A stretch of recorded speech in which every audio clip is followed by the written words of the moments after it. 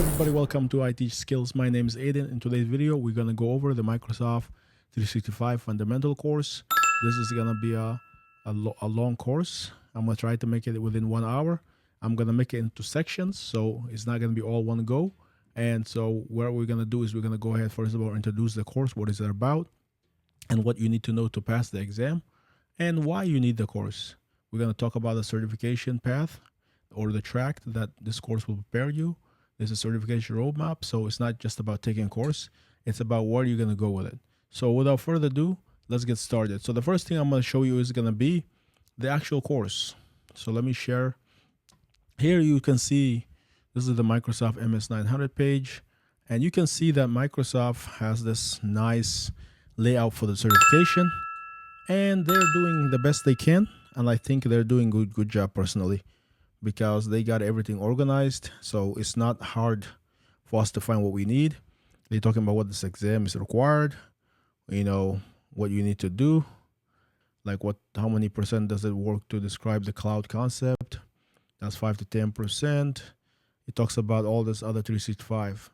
And so it's really nice. It's a nice website. But if you go back to the first page, you'll see that the exam costs you about $99.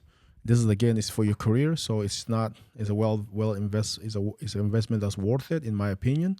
So definitely it's not hard to get that if you really think it's gonna make a change to your future. Obviously, you may have to save up money, but it's a good investment. And if you are a student, you may be able to get a discount. You may have to figure out how to put your student ID, but we might go over that at some point. And you have the Microsoft Learn portal over here, which you go over everything you need to know. You have your you can get a badge if you'll sign into your account, and you'll be able to get an achievement. And if you're ready, you can take the exam. Some people may say, well, I don't know. I know basic stuff already.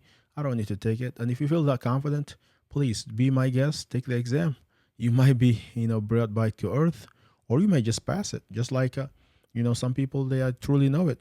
And a lot of times, some people have no confidence, so they take this course and they find out they know everything about it. Whatever you fall under, I don't think it's a bad idea to take it. It may refresh your memory if you have been in the IT field.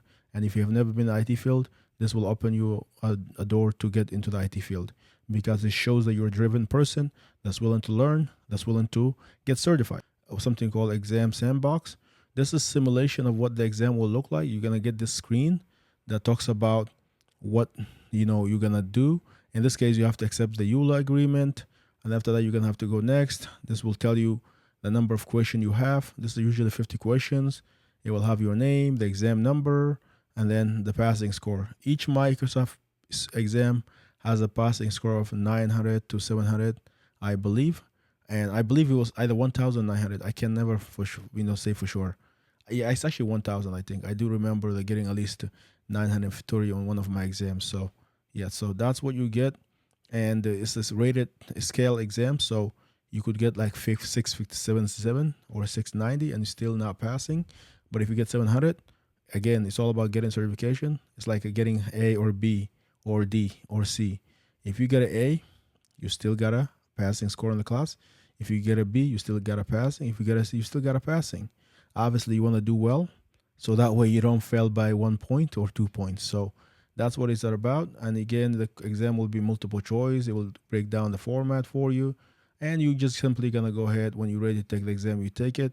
And you can also, go ahead, hit next.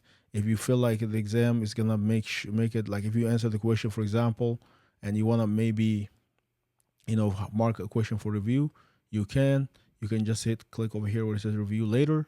And then that will tell you to go back for it later on. And then you can go ahead and, review later. Well, a lot of times what I do is if I don't know the question, I literally mark for review later. That's the technique I use, because that way you won't ever forget to go back to those questions. It will let you review them later when you've hit the finish it button. You want to answer every question possible, because otherwise you don't have a chance. So you can see here the review over here. If I want to click on review, I click it here and I answer the question that I don't know about, or I will think about my answer again before I hit submit. And after that, I'm hit submit yes, and then that will tell me thank you for taking the exam. This is going to allow me to do some feedback if I want to. Otherwise, I just hit finish, and this will show you the big reveal, my passing score, if I passed, if I failed. and it will tell you this message: you did not pass. Sorry, you did not pass. It's the worst thing to get when you take an exam like this, especially if it's a career defining exam. But at the same time, if you didn't study, what can you expect, right? What can you expect? If you study, you might be deficit, but if you put the time to it, then more than likely you're gonna pass. It's one of those exams Microsoft does not try to be obstacle to your way, but they do want you to know their concept, their courses. On Microsoft, if you search for Microsoft certification roadmap, this will give you a roadmap. If you click in here, this is your roadmap over here. This is a nice roadmap, tells you what you need to know about everything, all the exams. So the exam we're talking about today is MS-900. So if you take this MS-900, you're gonna fall under this track. The track you're gonna fall in is gonna be MD-102, MS-102, MS-203, MS-700, and MS-721. This is where your track gonna lie, and you can go ahead and take the exam that way. So if you take MS-900, you pass it, you might want to take MS-102. That's the Microsoft 365 Certified Expert, or you can take MD-102, or you can take MS-103, 203. So that's what you're gonna do. And if you decided you want to take another track, you could take like the Azure AZ-900, the Introduction to Azure Fundamental, and you could take all this other exam. The choice is there. You could definitely do a whole lot. You don't go wrong with any exam you take here. I'll try to put this in the link of the video, but that's it. So now let's go ahead and actually pull up our exam, and let's go over the couple of the scenarios. So, and to what is this overview of the exam? So this course introduces Microsoft 365, an integrated cloud platform that delivers industry-leading productivity apps along with the intelligent cloud services and world-class security. After completing this course, you'll be able to describe the cloud concept, describe Microsoft 365 apps and services, describe security, compliance, privacy, and trust in Microsoft 365, and describe the Microsoft 365 pricing, licensing, and support. That is what you're going to be able to describe. It's not a theory, it's not a practical course, so there won't be any hands-on, but there will be a lot of theory based to see if you understand what Microsoft is all about. It's an introduction course, so it's not going to ask you like you have a lab set up or you're an admin on here. It will just simply see if you know the concept. And here, to get the most out of your Microsoft 365 training, I recommend going to aka.ms/my Microsoft Learn profile. Set up a profile associated with your Outlook account, Gmail account, any account. You need to track your learning because it is important that you keep track of what progress you're doing. Read about a lot of courses through Microsoft Learn website. So yeah, again, why certification? So why do you want to get certified? This certification, becoming a Microsoft certified, is very important because according to Microsoft analysis data they gather, 92% of certified IT professionals may feel more confident in their abilities after earning certification. Many employers are looking at certification as a way to sometimes make a decision on you because certification shows that you are willing to learn, you're willing to put the time into it, and you're willing to invest in yourself. This is also professional development. Like you don't want to just be I made it to the IT field and not do anything. Getting certified it actually helps you stay current in your area. So in here it says here, get recognized by earning industry validation for technical knowledge. Ensure you stay current with the necessary skills and expertise for continuous success. Microsoft role-based and specialty certification requires annual renewal. They do. I have a certification that actually requires a renewal right now, but it's a way to stay ahead because there's no certification that should be able to let you certify for 2-3 years anymore because information is changing so fast. So you have to be able to change with the technology. If you are in the Microsoft admin right now, or actually looked at Microsoft Admin Center, they're changing a lot. If you are any type of admin working on any system, you can see they have to keep up with the pace of the technology. The AI is changing. There's a lot of change going on now, and there's a lot of cybersecurity prevention, detection going on, and they have to keep up with the program. So this is why they made the certification expiring after a year. The renewal process, though, what they did is, I have to give Microsoft credit, is easy. It's not going to be as torturous as the main exam.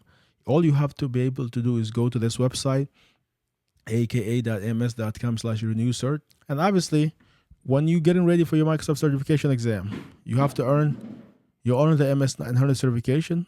This is the Microsoft 365 fundamental, and it's for candidate looking to demonstrate fundamental level knowledge of Microsoft 365 cloud-based solution and their benefits. So you have to understand the skill measured by the exam. The study area, describe cloud concept, that's 5 to 10%. Describing Microsoft 365 app and services, that's 45 to 50%. That's a lot of your percentage point. Describing Microsoft security, compliance, privacy, trust in Microsoft 365, that's 25 to 30%. Describe Microsoft 365 pricing, licensing, and support, that's another 10 to 15%. So you can build confidence by finding the exam page, watching prep videos, review exam study guide, demo experience with a sandbox, take assessment. And we looked at the sandbox earlier and to see what the exam will look like. So we're familiar with that already. So our introduction one, module one, we're gonna be learning about the describing cloud concept. So that's what we're gonna learn. So let's go ahead and get started. So the learning path agenda is describe cloud computing, describe the benefit of using cloud services, describe cloud services types. That's what we're going to do. Module 1, describe cloud computing. Module 1, introduction. After completing this module, you'll be able to define cloud computing. Describe the shared responsibility model. Define cloud models, including public, private, and hybrid cloud. Identify appropriate use cases for each cloud model. Describe the consumption-based model. Compare cloud pricing model. What is cloud computing? Cloud computing is the delivery of computer service over the internet, enabling fast innovation, flexible resources, and ergonomic scale. Cloud computing is a model for enabling on-demand access to a shared pool of configurable computer resources, servers, network, storage, application services, and ubiquitous, convenient on-demand network access.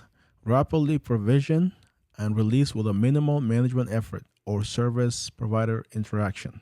So the first thing we're going to take a look at about cloud computing is going to be private cloud. Private cloud is owned and operated by organizations that use cloud resources. Organizations create a cloud environment in their data center. Self-service access to compute resources provided to users within the organization. Organizations are responsible for operating the service they provide. That is private cloud. Organization, they manage, they are responsible for everything. Public clouds are owned by cloud services or hosting provider. Provide resources and service to multiple organization users. Access via secure network connection, typically over the internet. So this is going to be your Azure, cloud, Amazon cloud, Google cloud, and etc. Hybrid cloud is a combination of both public and private clouds to allow application to run on the most appropriate location. Hybrid cloud have the following characteristic. All right, let's look at the next thing. Hybrid cloud. Hybrid cloud models have the following characteristic. Resource location. Resource location are a specific resource run or are used in a public cloud. Other ones are used in a private cloud. Cost and efficiency.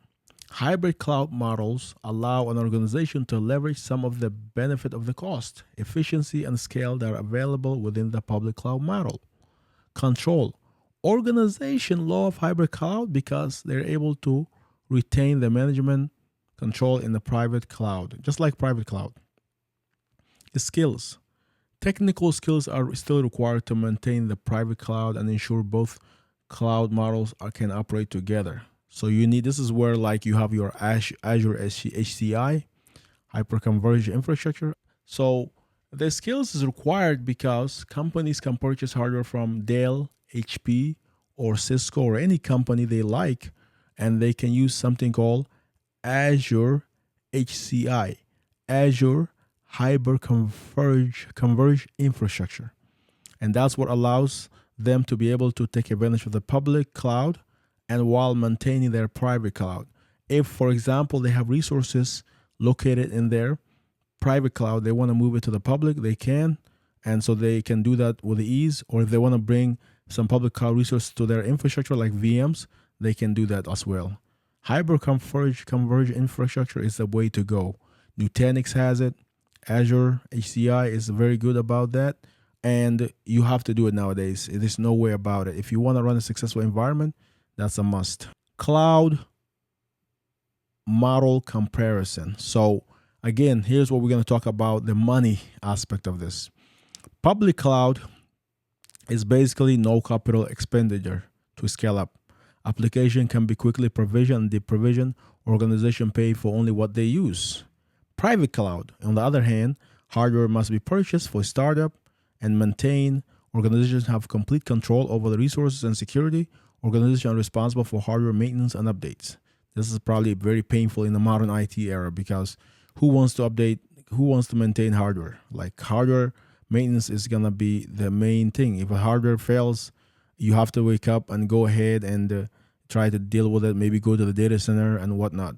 And maybe you have to call a contractor to, repair the hardware that failed, a server, maybe a memory, order memory overnight, or hard drive, whatever that might be. So this is not very, good way to do it, but I know why some people do it, especially if they're healthcare, governmental, or a company that do not like their data to be managed in the public cloud, then they do it. But the most appropriate word is the hybrid cloud. Provide the most flexibility. Organizations determine where they run their application. Organizations have a complete control of security, compliance, and legal requirement. So they can choose to run some low requirement resources on the public. And if they have something very strict, they can only be run on a specific location, like their location, they can run on their private cloud. So therefore, they have the flexibility. And also that means they don't have to maintain as much hardware. They can maintain as little hardware as possible. And it also is really nice. Now, this is where we're going to talk about the most confusing terminology in IT. And that's what you need to know. That's the capital expenditure. Nobody likes to talk about it, and that's called Capex. Capital expenditure, Capex, is basically spend on physical infrastructure upfront. That's what Capex is all about. Deduct the expense from your tax bill, high upfront cost, but the value of your investment reduces over time. So ultimately, a lot of CEO, a lot of directors, a lot of companies do not like this high upfront cost. Nobody wants to pay that much money. Nobody wants to renew the required hardware even if it's expiring. So that Capex needs to be planned out correctly, because otherwise what's going to happen is you're going to go ahead with a large bill, and the CEO or the person running the organization may say, well, I'm not ready to spend this much money on this equipment. And so that's why with the Capex, organization is very important to have it. And the other thing is with the operational expenditure, Opex, it's all about the spending on services and product as needed. Get billed immediately, deduct the expense from your tax bill in the same year, no upfront cost, pay as you use. So this is probably what a lot of CEO love. They love no upfront cost. They love to use as a pay as you go plan, because they don't feel the big hit in the upfront.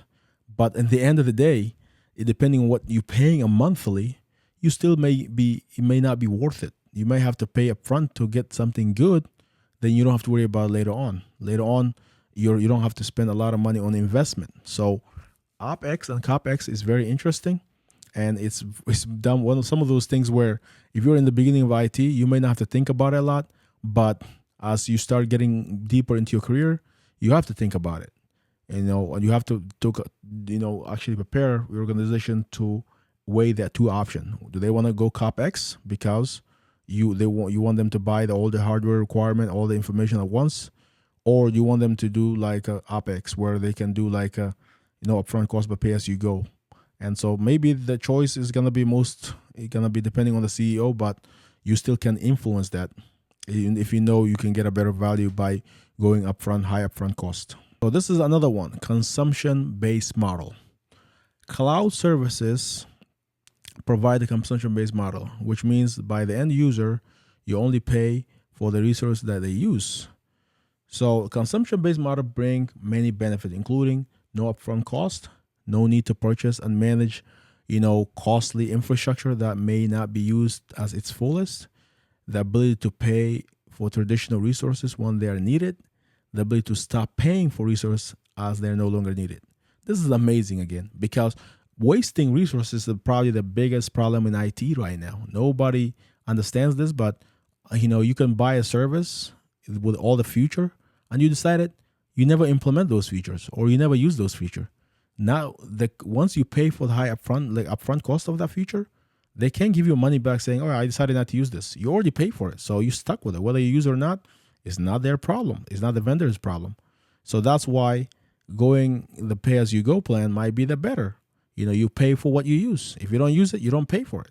You save money. But then the downside to that is that sometimes you may have to pay, what the going rate of that price is. The going rate may change. Sometimes the rates for some region, especially with Azure, some region may charge you more, or some product may change. Microsoft can change the subscription at any time. If you buy upfront, you may not use it then, but maybe a year from then you can use it, and you don't have to pay the high upfront, like you don't have to pay for the new rate of that subscription. And so that's what the difference is that. So now we're going to go into module 2. In module 2 is all about describing the benefit of using cloud services. There's a lot of benefits to it, no doubt. Let's describe those. So after we complete module 2, we need to be able to describe the benefit of high availability and scalability in the cloud. Describe the benefit of reliability and predictability in the cloud. Describe the benefits of security and governance in the cloud. Describe the benefits of manageability in the cloud. We have to be able to describe this if we complete this module. If we can't, then we did not accomplish our goal. So that's my goal, is to teach you those. So here's the cloud benefits. So we're going to describe the cloud benefits. The cloud benefits, it has a lot of, is better because you have high availability, elasticity, and scalability. You also have a high reliability. You have a very reliable system. It doesn't go down. You have multiple availability, so you can set up, or geo-redundant, locally redundant with Azure. Predictability. You always can predict what's gonna do. Like, you don't have to worry about surprises. If you go to Azure and go to the cost calculator, you know what that will cost, so it's predictable. You can plan, you can budget around it. And security. Security is a top class for Microsoft. Nobody beats it.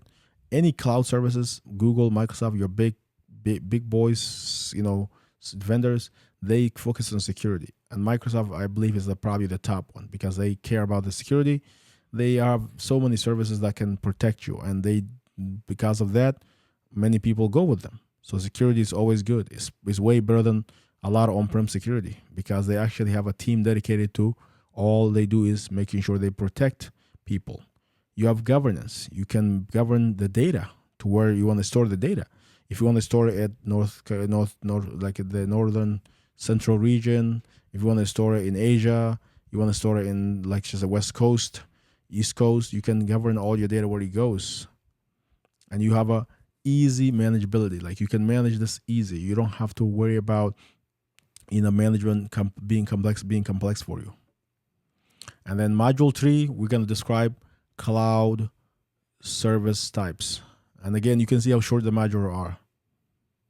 So after completing this course or this module, we should be able to describe infrastructure as a service, IaaS, describe platform as a service, PaaS, describe software as a service, SaaS, identify appropriate use cases for each cloud services, IaaS, PaaS, SaaS. IaaS, infrastructure as a service, is actually the most basic cloud computing service category out there. It's a pay-as-you-go IT infrastructure by renting servers, virtual machines, storage, network, operating system from a cloud provider like Microsoft Azure, Amazon AWS, Google, etc. Instant computing resources are provisioned and managed over the internet. That means if you want to spin an entire IT environment, you can do it with a couple click of button. With a credit card, obviously, you want to be able to pay for that. Nothing is free. You use the resources, you get them billed. You have to know that you may have to know how much resource you're using. Read the cost. In Azure, for example, you have the virtual machines. They're labeled G, B, D. All they label different letters, and you have to know if you go, like, for example, a virtual machine that is basically highest category. Some of them can cost anywhere from $2,000 a month to $40 a month to $20 a month. So you have to know which virtual machine you're going with. Otherwise, you'll be surprised when you get that bill. You might go bankrupt if you don't watch out. So that's why you have to know which machine you're going to use. Platform as a service, on the other hand, is going to provide you an environment for building, testing, deploying software application. It will help you create application quickly without focusing on managing underlying infrastructure. So this is great for developers. If you want to be a developer, well, this is what you need to do. You need to PaaS. You can make your code, build your nice web application. You can, deploy it instantly. You can scale it. You can have a, redundancy on it. And so ultimately, you don't need IT, pro for that. You can do it all with all simple clicks, and obviously with a credit card. The next one is probably the most common usage scenario is going to be software as a service, SaaS. Example of a Microsoft SaaS is going to be including your Microsoft 365. That's SaaS service. Skype, that's SaaS. Microsoft Dynamics CRM, that's SaaS. Your, Slack, your, let's just say G Suite. There's so many SaaS applications, but the list goes on. And that's basically where you are renting or you're using email, Exchange, you're using Outlook, OneDrive, through Microsoft. You're paying Microsoft for a license, they're provisioning it for you. And it could be, per user per month type of solution. And with the SaaS situation, it changed the industry for IT applications. No more Exchange on-prem only. You could host all your emails online, or you could have a hybrid infrastructure. And then you have a shared responsibility model. This is basically where you have responsibility. So if you have responsibility always retained by the customer, responsibility varied by types, responsibility transferred to cloud providers. So if you look at information and data, that's always the customer's responsibility. Device, mobile, and PCs, that's always the customer or any environment, whether it's SaaS, PaaS, IaaS, on-prem. Account and identities, that's the customer. And then this is where it's going to start changing. Identity and infrastructure, that is responsibility by type, varies by type. So sometimes the vendor can retain it. Sometimes, you may have to retain it. Application, sometimes on a SaaS, the vendor retains it. Microsoft retains that all the time. On a PaaS, some of it kind of fluctuates. Developer retains it. Some of it, they retain it. On a IaaS, you retain it. On a on-prem, you retain it. On-prem, no question about it. You retain that. Network operation, Microsoft any day. You don't have to worry about those applications running on the network. PaaS, you may have to rely on that. You may have to rely a couple, information from there. Like maybe they, you have to rely on them a little bit. And then IaaS, you do it your own. And then, on-prem, always do it on your own. Operating system, you have to you rely on Microsoft. You don't have to worry about the operating system. And then you have on the PaaS, you rely on Microsoft again. On IaaS, you have to do it. On-prem, you have to do it. And then you have physical host. You have to rely on Microsoft. On SaaS and PaaS, you have to rely on Microsoft. On IaaS, you have to rely on Microsoft. And then physical network, Microsoft for IaaS, Microsoft for SaaS, Microsoft for PaaS, and the on-prem is on you.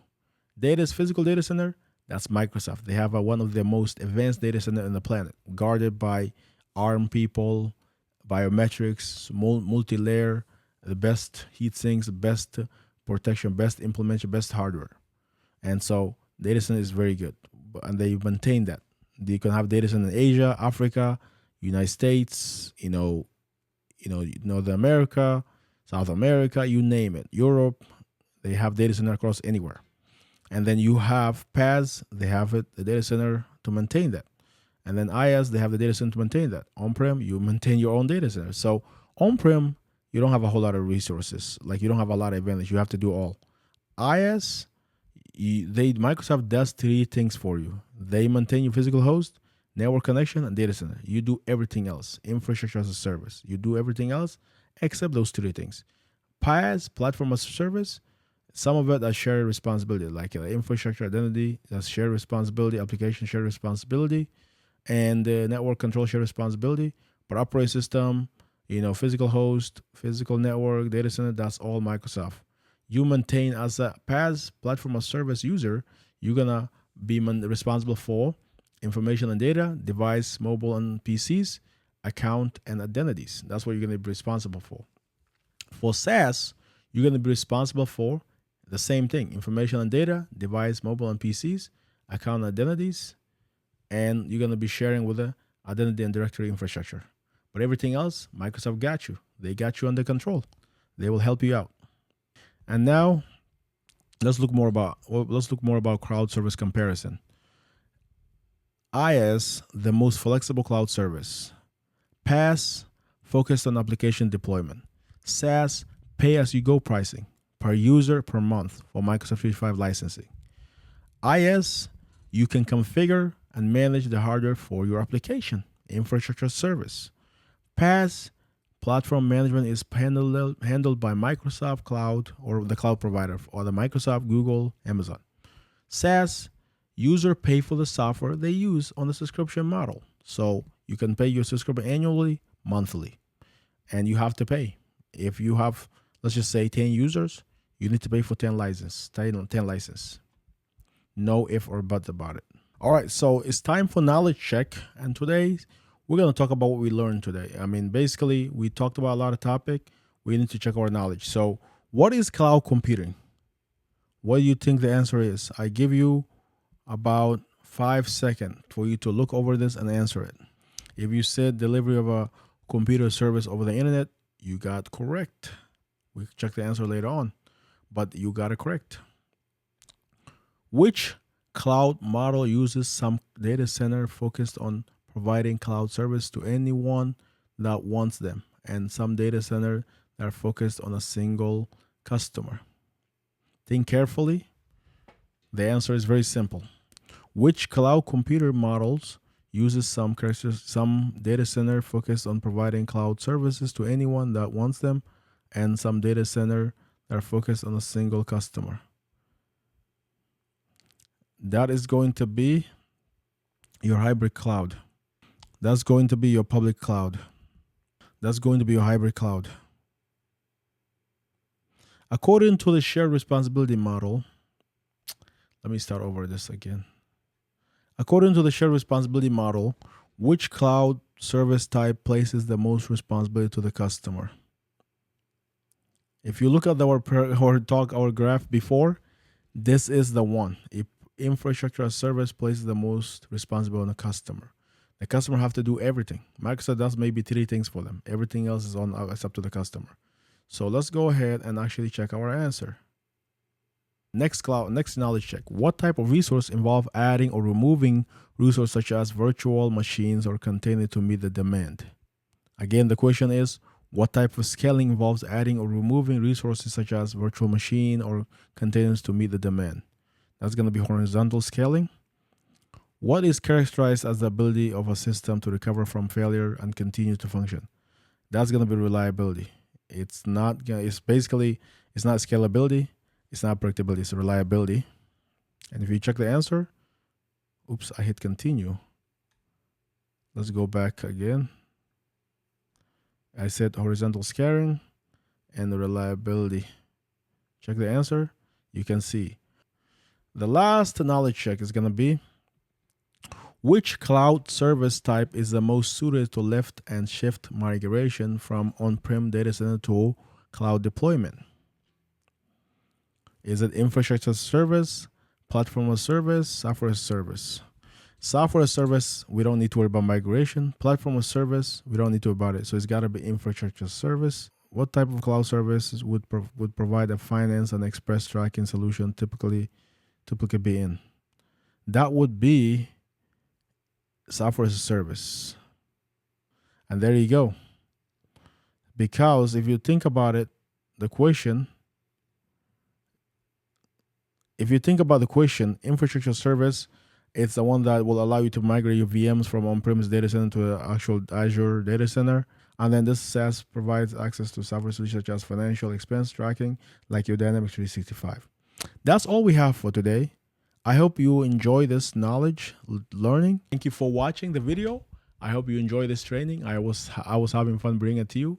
It's really cool to have this training. I hope it will help you get certified in MS-900. Thank you. Have a great rest of the day. Peace.